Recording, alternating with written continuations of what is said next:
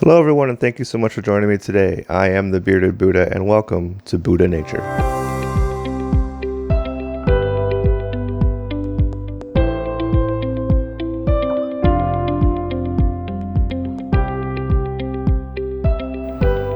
Today marks the beginning of a wonderful adventure along the path of microgreens. Now, if you're not too sure what they are, essentially, microgreens are baby plants that you would normally let grow to bigger plants, such as sunflowers, radishes, cucumbers, and you'd get the little sprouts, usually about 5, 6, 7 inches long, and you would cut them off after they've grown that height, and it keeps all the nutrients and vitamins and minerals packed in there before they have a chance to produce the fruits or vegetables or flowers. And you can eat those, and they're extremely healthy, extremely beneficial. And I'm going to start some today. I've been a gardener for a few months now, but I've always had a passion for plants and nature. And this is something that I've been looking into for a little while, and it's really sparked my interest, and it's got me very excited to try. So today, we're going to give it a go. So let's see what we got going. All right, here's our setup. Very basic, very simple. I have 4 sets of trays to put my growth medium in and the seeds themselves to grow the microgreens. And we're doing 2 varieties of seeds today. We're doing a broccoli and we're doing a sunflower. So the tray setup is really easy to work with. It's a set of 3 trays. One has a number of holes in the bottom, as you can see from my hand and everything else behind it. And this here is going to be the one that contains the growth medium and the seeds.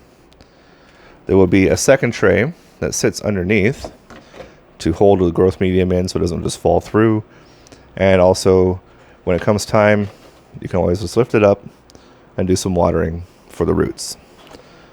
There's a third tray that's going to sit on top, and that's going to shelter the microgreens from the light, and also going to allow us to have something on top of the seeds so that when they're growing, they can push against this and scrape off the outer casing or the seed hole, so we don't have to have that in our food while we're trying to eat it.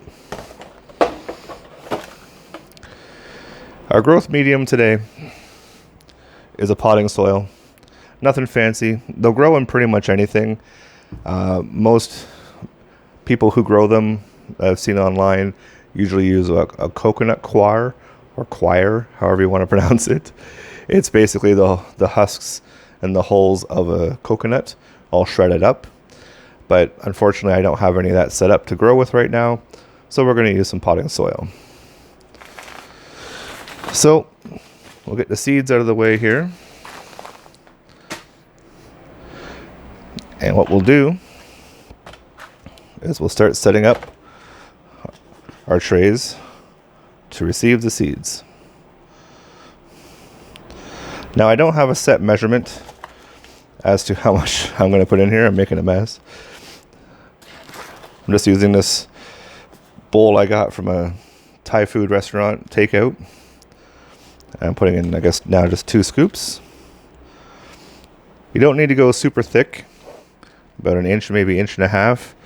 I'm going to spread it out as best I can. Any big clumps and sticks and stuff that you find in your growth medium, get rid of those. You can break up the clumps and spread them out, or take the sticks right out. You don't need to press it down too much. You want to have enough room for the roots to grow through. And again, it doesn't have to be super deep, super dense. I think that should just about do it. So I'm going to go ahead and I'm going to fill up the other 3 sets of trays, and we'll come back when I got that all done. Stay tuned.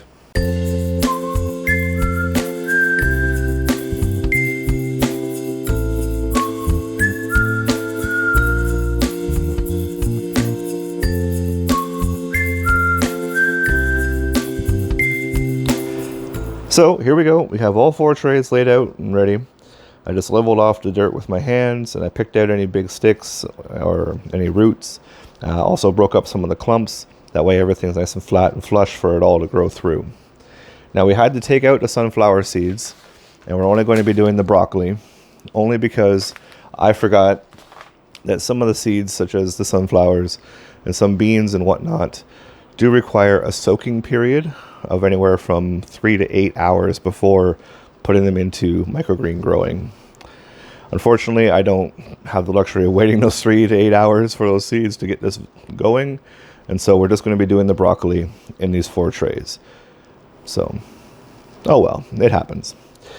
So, let's get into our seeds. Maybe.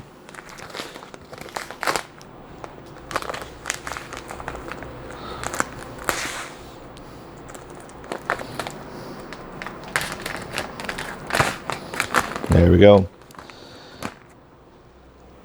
Now, any microgreen videos that I've seen, I follow a number of groups or channels on YouTube. They weigh their seeds out, and unfortunately I don't have a scale here to do that, but I'm just going to take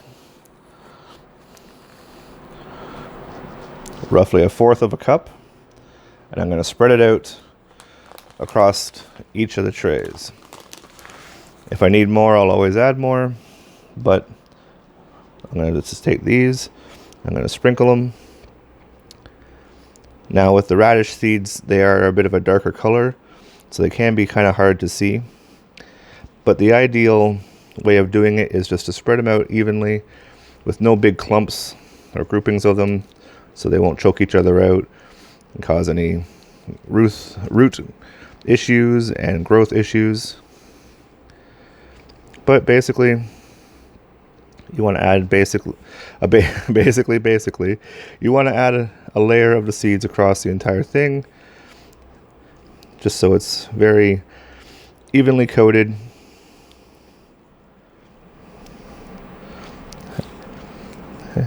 Just like that. Not much to it.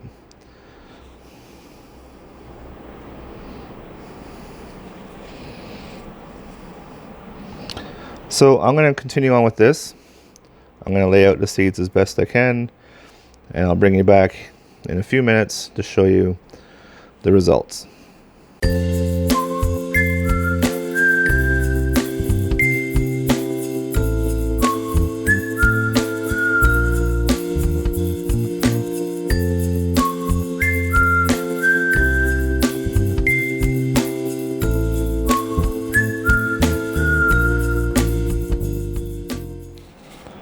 All right, just filling in some blank spaces here, making sure everything is nice and evenly covered, but not too grouped up and bunched up. And I think that should be good. So it was roughly 1/4 cup for all 4 trays. I kind of miscalculated. Now comes the fun part. So you don't want to spray too harshly into here and knock seeds flying and make a big mess. So you want to gently mist,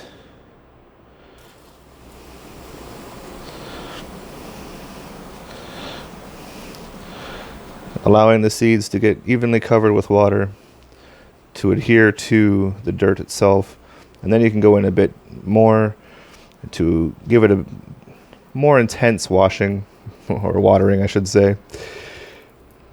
You don't want it to be so soaked that water drips through the bottom, but you do want to have everything nice and watered and wet, and allow it to keep the water retention. So, gotta add some more pressure here. You want it to have good water retention so that it can stay watered throughout the day.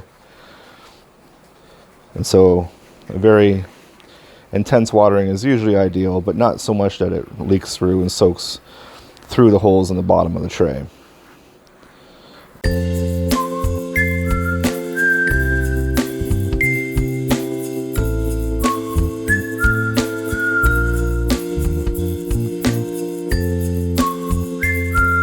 There we go. And now, there's really not a whole lot left to do. Now that we have all 4 trays with the dirt, with the seeds and some water. All we need to do is take our first 2 trays, the one with the grow medium and the seeds, and then the one to capture any moisture and water that we have for the watering. And we put the second tray right on top. Give it a little bit of a press just to make sure there's a contact across the entire thing. And do that with all 4.